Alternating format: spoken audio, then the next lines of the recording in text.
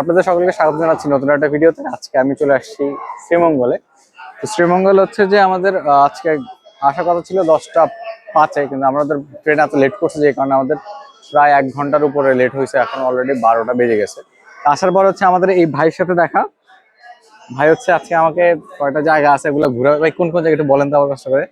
লাউসরা জাতীয় উদ্যান, মাধবপুর লেক, নিউজেন টি গার্ডেন, লাল পাহাড়, মণিপুরি পাড়া, রাবার বাগান, চা বাগান, এগুলা বাংলাদেশ চা বোর্ড, এগুলা দেখায়। ভাইয়ের নাম কি? আমার নাম আব্দুর রহমান।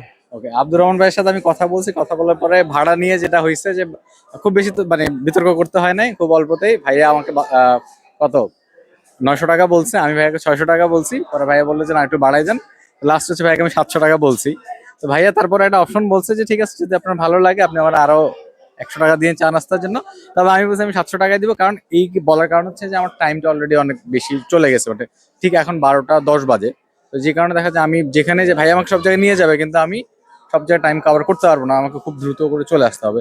ঠিক আছে, এখন ভাইয়ের সাথে বেরোবো, ভাইয়া ঘুরাই দেখাবে। এখন দেখি বাকিটা, এরপরে ভিডিও শেষে ইয়ে করবো। আর ভাইয়ের নাম্বারটা দিয়ে দিব, আপনারা চাইলে যোগাযোগ করতে পারবেন। ঠিক আছে ভাই, চলো। আমরা এখন হচ্ছে লাউছড়া জাতীয় উদ্যানে। অলরেডি 12টা বাজে, কিন্তু প্রচুর রোদ। কিছু করার নাই, আসছে যখন যাইতে হবে। ওখানে সবচেয়ে বড় সুন্দর জিনিস হচ্ছে যে রেল লাইনটা, ওখানে গিয়ে ছবি তুলবো। আর কিছু সময় থেকে দেন ওখানে বের হয়ে যাওয়া হচ্ছে মাধবপুর লেকে। এখন ওদিকে যাচ্ছে, যে একটা সময় লাগবে 10 থেকে 15 মিনিটের মতো।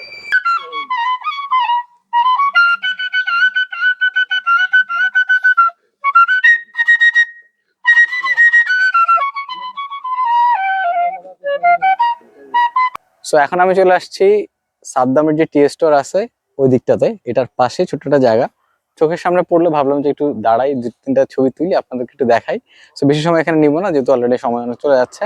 তো 2-3-4টা ছবি তুলেই চলে যাবো হচ্ছে লাউছড়ার দিকে।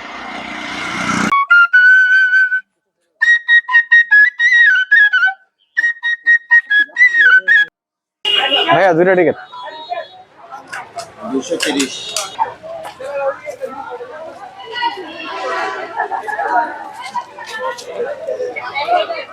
আমি চলে আসছি লাউছড়া জাতীয় উদ্যানের ভিতরে। 115 টাকা করে টিকিট। এই যে যে রাস্তাটা দেখতে পাচ্ছেন, এই রাস্তা ধরেই সোজা আসলে আমরা চলে যাবো হচ্ছে যে লাউছড়া সে বিখ্যাত যে রেল লাইনটা, সেটা দেখার জন্যই। সো খুব বেশি একটা কিছু দেখার নাই গাছপালা ছাড়া। সো আমরা ওই পর্যন্ত যাব, গিয়ে আসলে রেল লাইনের যে কিছু ছবি তুলে এবং ভিডিও আপনাদের দেখাবো। যারা এখন পর্যন্ত আসেন না, আমি বলবো যে অ্যাটলিস্ট একবার হলে আসেন, ভালো লাগবে।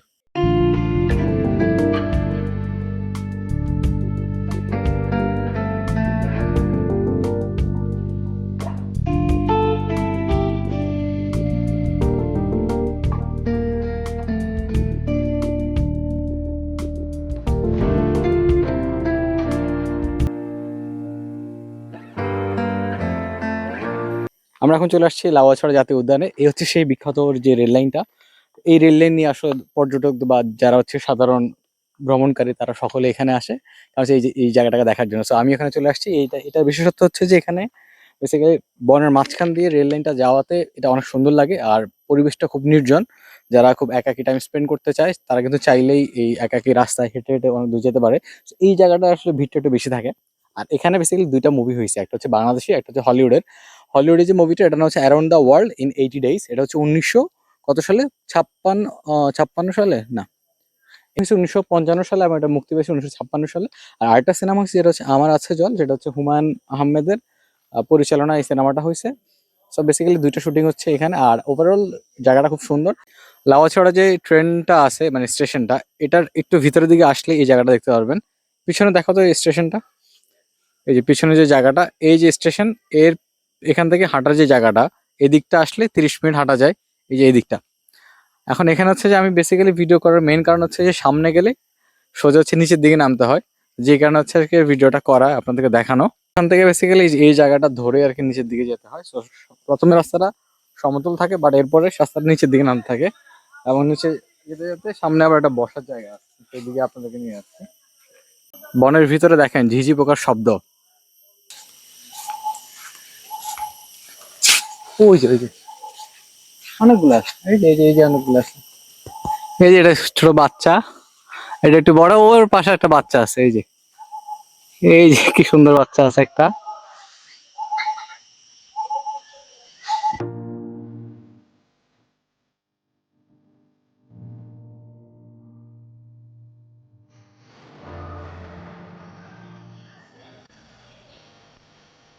আমি এখন চলে আসছি মাধবপুর লেকে। সো ঢুকতে হচ্ছে যে এই চা বাগানটা, যদিও পুরো রাস্তাটাই একদম মানে চা বাগানে ভরা, দেখতে খুব সুন্দর লাগতেছে।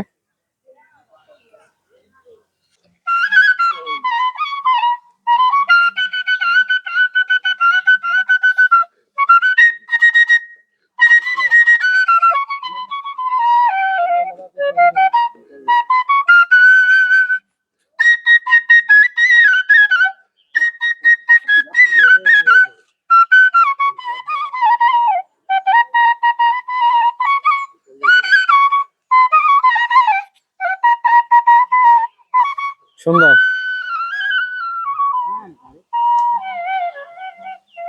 এই রাস্তা ধরে সামনে হেঁটে গেলে উপরে মাধবপুর লেকটা পাওয়া যাবে। সো এখন একদম দুপুর 2:30 বাজে, অনেক রোদ। সো যারা এখানে আসবেন সানস্ক্রিন, তারপরে কি বলে সানগ্লাস, ছাতা সবকিছু নিয়ে আসতে হবে, এত রোদ, ওদের পুরো অবস্থা খারাপ হয়ে যাবে এবং চেহারা পুরো একদম সাথে সাথে কালো হয়ে যাবে।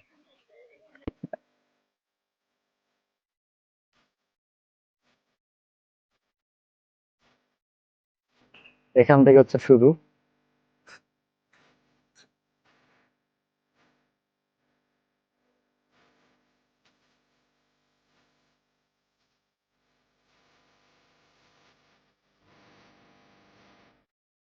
মাধবপুর যে লেকটা, এটা ইতিহাস জানতে হলে আমি এখানে বিলবোর্ডে দেখা দিচ্ছি।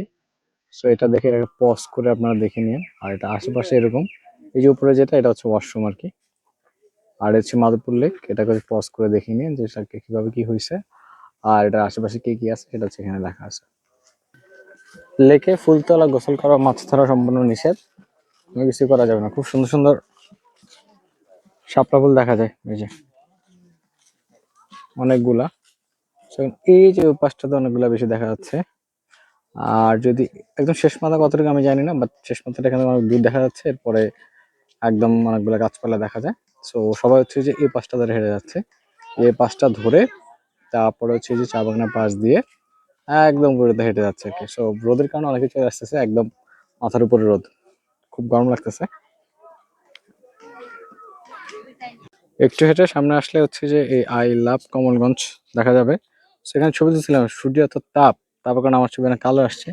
এখন একটু হেঁটে হেঁটে টিলার উপরে উঠবো। এই উপর থেকে চা বাগানের এমন সুন্দর ভিউ দেখা যায়।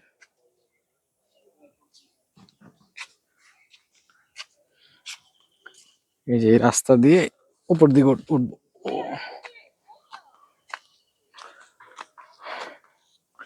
ছোটখাটো একটা ট্রেকিং বলা যায়, অবশ্য যারা ট্রেকিং করে এদের জন্য এটা কোনো বিষয় না, কিন্তু যারা হচ্ছে নতুন তাদের জন্য ব্যাপারটা অনেক প্যারাদায়ক হতে পারে।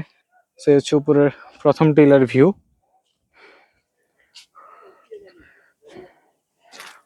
আমি এখন আছি মাধবপুর লেকে। সো লেকে উঠে আমি একটা স্টেপ করে একটু উপরে উঠছি। এখন ভাবলাম যে কিছু চা পাতা করে নিয়ে এত কষ্ট করে আসছি, কারণ এখানে উঠতেই অনেক কষ্ট লাগতেছে। এই যে কিছু সুন্দর সুন্দর পাতা, আমি একটু দেখাই আপনাদেরকে, কয়টা নিয়ে আগে দেখাই। এই যে এগুলাকে সম্ভবত ওরা এগুলাকে হচ্ছে যে কুড়িয়ে নেয়, পরে এগুলো দিয়ে চা পাতা বানায়, এটা হইতে পারে। অথবা আরেকটা জিনিস আছে, আমি দেখার ছোটগুলা, এই যে হইতে পারে এটা, অথবা এই যে ছোটগুলা, যেটা এটা আরো ছোট, এটাও হইতে পারে। আমি আসলে জানি না কোনটা করে, বাট আমি হচ্ছে এই ছোটগুলো, এই দেখেন কতগুলো আমি হচ্ছে নিছি। আমি ভাবছি এগুলাকে কিভাবে চা বানাই, এটা আমি বাসায় যাই এরপর চা বানাইতে হবে, নিজের মতো করে বানাবো। এরপরে হচ্ছে একটা ফেসবুক পেজ খুলে ফেলবো, কি দিয়ে, যে অথেন্টিক চা পাওয়া যায়, অর্গানিক চা আর কি। এ হচ্ছে বিষয়। আমি অনেকগুলো করেইছি, কিন্তু অনেক রোদ, চা পাতাটা ঘ্রাণ পাওয়া যাচ্ছে কিন্তু বেশ সুন্দর। তবে ওই যে আমি দেখলাম যে নিচে ওরা হচ্ছে যে চা পাতার ভর্তা বানাচ্ছে, তো আমার মনে হয় যে ওরা এই যে ছোট ছোট জিনিসগুলো এগুলো দিয়ে ভর্তা বানায়। বাট ঘ্রাণটা ভালো লাগতেছে। এখন এটা কিভাবে প্রক্রিয়াজাত করে এটা জানি না, আমি এটাকে একটু টেস্ট করে দেখতে পারি। টেস্ট করলে একদম নর্মাল পাতার মতোই, চার কোনো ফ্লেভার আসে না, বাট ঘ্রাণটা সুন্দর। এই হচ্ছে আশেপাশের সৌন্দর্য, বেশ সুন্দর লাগতেছে। আর অনেক মানুষ কিন্তু আছে দুপুরবেলা হওয়া সত্ত্বেও। সো ওভারঅল ভালো। তবে আমরা এখন ওই যে উপরে দিয়ে যে টিলাটা আছে, আমরা উপরের দিকে উঠবো, চল না আপনাদেরকে নিয়ে যাই।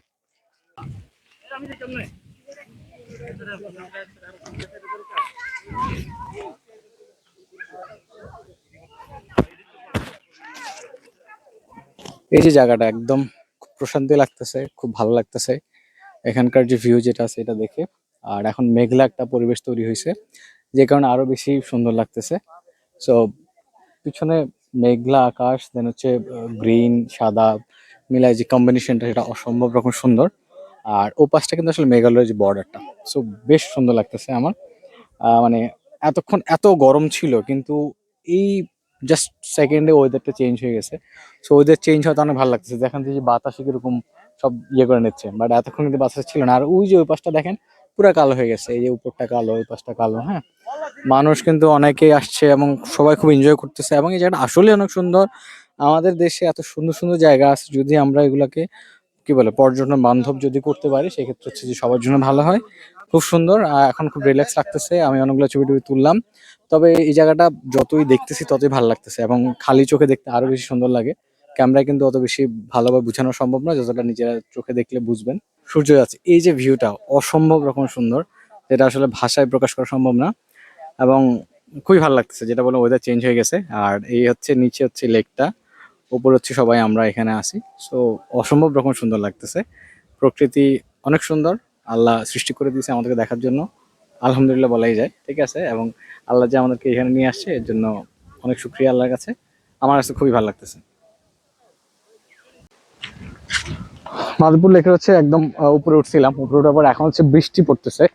তো ভাবলাম যে নেমে যাই, মানে ওয়েদারটা টোটালি ডিফারেন্ট হয়ে গেছে আর কি। মানে ভালো বৃষ্টি হচ্ছে মেঘালয় সাইডে, তো যে কারণে আমাদের এখানে ভালো বৃষ্টি হচ্ছে। তো আমি অ্যাভয়েড করে ভাবতেছি নিচে দাঁড়াবো, কিন্তু কোনো শেল্টার আছে কিনা, এটা হচ্ছে বড় বিষয় আর কি। তো এখন পর্যন্ত মাধবপুর লেক থেকে বিদায় নিচ্ছি। এখন এখন এই পর্যন্তই, মাধবপুর লেক থেকে বিদায় নিচ্ছি। যদি অন্য কোথাও যাই সেটা আপনাদেরকে দেখাবো।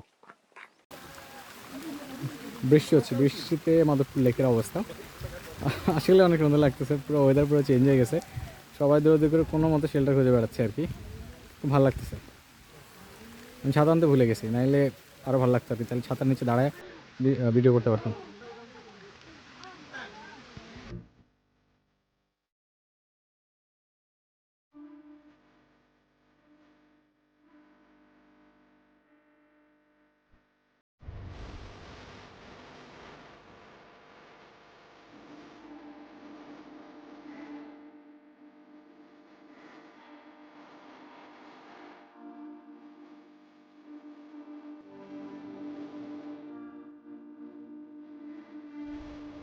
আমরা এখন চলে আসছি হচ্ছে নূরজাহান টি এস্টেটে।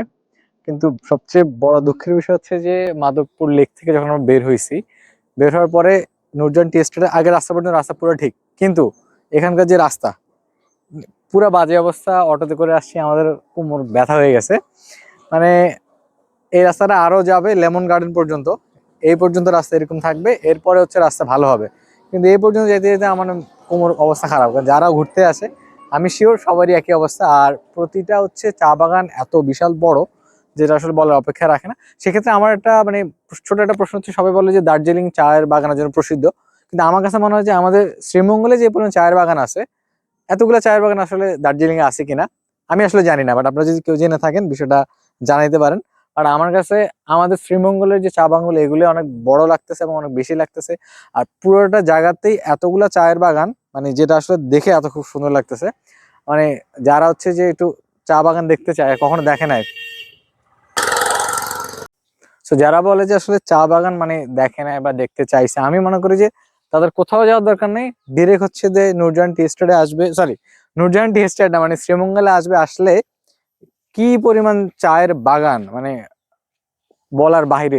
সেই দিকে তাকা, পুরোটা দিকে কিন্তু সব চায়ের বাগান, একদম উপর নিচে সমতল পাহাড়ে সব জায়গাতে চায়ের বাগান। তো যে কারণে এই চায়ের বাগানটা এত সুন্দর লাগতেছে। তো এই জন্যই আসলে শ্রীমঙ্গলকে বলা হয় আসলে চায়ের রাজধানী।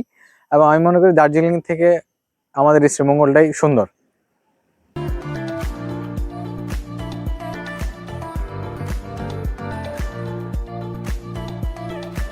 এটা হচ্ছে বেসিক্যালি নূরজাহান টি এস্টেটের ছবি তোলার জায়গা। এই যে এই জায়গাটা অনেক সুন্দর জায়গাটা। সো এখানে হচ্ছে যে আমি দাঁড়াইলাম, ছবিটি তোলা শেষ। এখন হচ্ছে এখান থেকে বেরোয় যাব। এই যে অনেকগুলো অটো গাড়ি দাঁড়ায়, সিএনজি সবাই এখানে ছবি তোলে, কারণ এখানকার যে ভিউটা, এই যে দেখেন এই ভিউটা অনেক সুন্দর। যে কোনো সবাই এখানেই দাঁড়ায় আর কি। সো এরপরে হচ্ছে রাস্তা পাশে নূরজাহান বাগান আছে, কিন্তু এই জায়গাটা সবচেয়ে সুন্দর। সো আমরা আপাতত নূরজাহান থেকে বিদায় নিবো, আমাদের সামনে আর স্পট আছে, দেখি কভার করতে পারি কিনা। সো আমরা শ্রীমঙ্গলের দিকে চলে যাবো। তো যাওয়ার পথে পথে কিছু অনেকগুলা লেবুর বাগান দেখছি। তো এর মধ্যে একটা লেবুর বাগানে ঢুকছি, যদিও এসব লেবুর বাগানে ঢোকা যায় না অনুমতি ছাড়া। লেবু গাছ যেটা আছে, আমি এই গাছে এখানে একটা দেখতে পাচ্ছি না, বাট ওইদিকে কিছু আছে। এই দিকটা, এই যে এইদিকে আছে ছোট ছোট। এই যে এটা একটু বড় আছে, এই গাছে একটু বেশি বড় আছে না? ওই যে এটা, ওই যে এটা না, এই যে এগুলো এগুলো একটু বেশি বড় আছে। দিস না, ও নিচে হচ্ছে এগুলো হচ্ছে নাগামরিচ। এই যে নাগা বোম্বাই মরিচ, এগুলো অনেক ঝাল। আমরা হচ্ছে চা খাওয়ার জন্য ব্রেক দিছি সাদ্দাম টি স্টোরে। তো আমাদেরকে হচ্ছে যে আমরা নিছি একটা দুধ চা, দুটা রং চা, আর এখানে প্রচুর মানুষের ভিড়। আর এটা হচ্ছে ফিনলি যে টি এস্টেট যেটা আছে সেটার সামনে আর কি এটা। তো যেটা বললাম যে সাদ্দাম টি স্টোর থেকে চাটা নিলাম, এখন হচ্ছে সামনে চা বাগান। আর এই চা এর মধ্যে অবশ্য চায়ের পাতি সাথে কাঁচা যে চা পাতা, মানে পাতাটা ওটাও দিয়ে দিছে। টেস্ট কেমন আমি জানি না, একটু খাইয়া দেখি টেস্টটা কেমন। চা অ্যাজ ইউজুয়াল নর্মালি, ডিফারেন্ট কিছু না, বাট মানে জায়গাটার জন্যই আসলে এত হাইপ। চা খুবই নর্মাল। আর চায়ের দাম হচ্ছে রং চা 15 টাকা, দুধ চা হচ্ছে 20 টাকা। আর এটা হচ্ছে ফিনলে যে চা কোম্পানি, ওদের হচ্ছে এটা আর কি। তবে এখানে ভিতরে যাওয়া যায় না, ছবি টবি তোলাও যায় না, বাট চা ঠিক আছে, চলে। মানে চায়ের দেশে আসছি, চা তো খাবো। আমরা একটা টিলার উপরে উঠছি, টিলার উপর থেকে হচ্ছে গ্র্যান্ড সুলতানের ভিউটা দেখা যায়। তো যারা গ্র্যান্ড সুলতানে থাকে তারা হচ্ছে যে উপর থেকে এই ভিউটা দেখতে পারে। আর এখন হচ্ছে সানসেট হচ্ছে, তো সানসেটের ভিউটা আমি আপনাদেরকে দেখাচ্ছি। আর টিলার উপর থেকে বেশ সুন্দর লাগতেছে কিন্তু সানসেটের যে ভিউটা, এই যে বেশ সুন্দর লাগছে সানসেট। এটা হয়তো আর 10-15 মিনিট থাকবে, এরপরে ডুবে যাবে, বাট বেশি সুন্দর লাগতেছে। তো দার্জিলিং প্রতিটা জায়গা আসলে সুন্দর, দার্জিলিং না সরি, শ্রীমঙ্গলের প্রতিটা জায়গা আসলে অনেক সুন্দর। সব জিনিস একই রকম, বাট তাও দেখতে ভালো লাগে, চোখের একটা মানে ভালো লাগা বলতে যেটা আছে আর কি, এটা কিন্তু কাজ করতেছে আর কি এখানে এসে। ওকে, আমি চলে আসছি চা পাতা কুড়াইতে। ভাবতেছি চা পাতাগুলা যেগুলো কুড়াইয়া আমি চা বানাবো। কি সুন্দর পাতা, আমি জানি না আসলে কিভাবে হয়। আমি মাত্র যেখানে চা খেলাম ওরা দেখলাম যে চায়ের সাথে পাতাগুলো দিয়ে দিছে। মানে অল্প কিছু নেবে, বেশি না, জাস্ট অন টেস্ট করার জন্য আর কি।